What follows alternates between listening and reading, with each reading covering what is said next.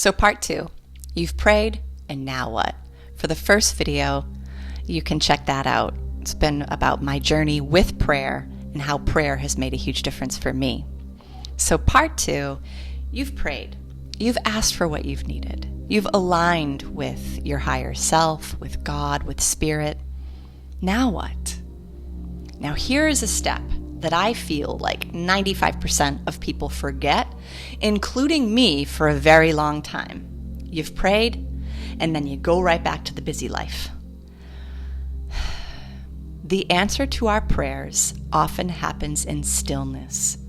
Now I say this with a whole lot of grace and compassion, because a few moments of stillness can be almost the most impossible thing to receive. So if you're going through a lot, if life is insanely busy, don't make this about putting pressure on yourself.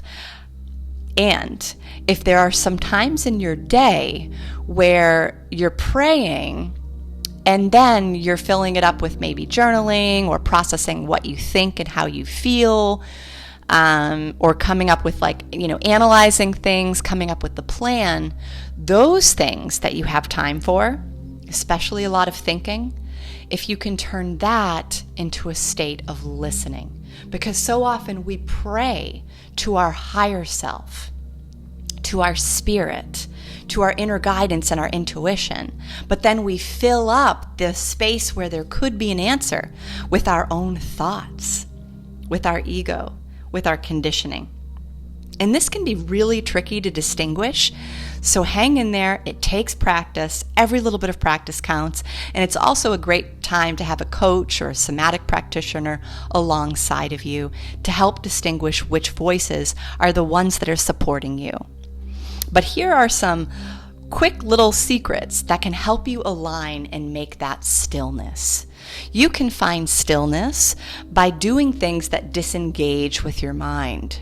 So you've prayed, and now can maybe you align with some breathing exercises, and still going back to that prayer. I'll just say, what would you like me to know?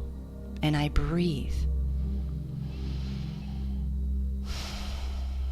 Of course, you could do a walking meditation or dancing or cooking, anything that gets out of your cognitive brain is going to give you that gray space, all right?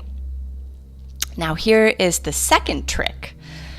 So you've prayed and you've figured out how to make space for stillness, and an answer is still not coming. The second step of what to do after you've prayed for help, this is a hard one. It's a hard one for me too, is let go. So often the answer is, you're not supposed to have an answer right now. The lesson might be faith or trust, or how to keep acting with the information that we do have. This is so tough. I feel you.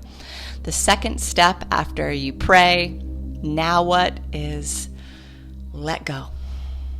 Let go. Trust that you'll have the answer at the perfect time, and you'll get as much information as you need at a time. This has been also very difficult for the part of me that likes to have a grand plan. I want to know this and what's going to happen now, and I want to have a whole picture. Spirit doesn't work that way. It's like that Martin Luther King quote, take the next step in faith. You don't have to see the whole staircase. Just take the next step. Not only do you not have to see it, but so often it is the highest part of ourself that won't let us see it. I know you know what I'm talking about. We just can't know something until it's time to know. Now, the third step after you pray and you want to have an answer, you've made the stillness. You've let go when you're not getting an answer in the time that you would like. The third step is absolutely believing that you will be answered, that you will have the answer to your prayers. This is positive expectancy. It's talked about in the land of manifestation. And I think it's a healthy relationship with spirit, a healthy relationship with God, with one caveat here: not being attached to getting exactly what we want. So this is tough, especially when it's regarding other people. All right? We can't be attached to other people on our journey to knowing something about them, or what is going to happen in our relationship with them. We can't be attached to getting a certain job.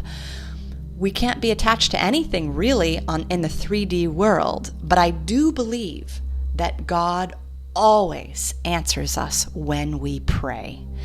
One thing that I held on to deeply, and I felt described this in the best possible way, is the Course in Miracles.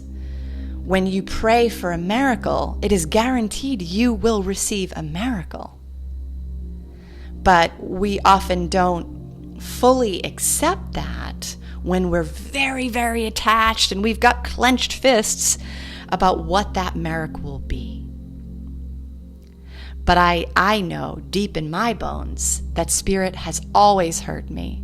And when I'm in one of those tough periods, when I'm really struggling with something, and I start saying, God, please help me, I need your help, and I start using more of my energy to pray and get back into alignment, and less energy in frantically trying to figure it out with my mind, there has never been a time that Spirit didn't rescue me from my human prison into a miracle of something that felt better. So hang in there, and I'd love to hear, what are your tips and what is your experience when you pray and the result of your prayers?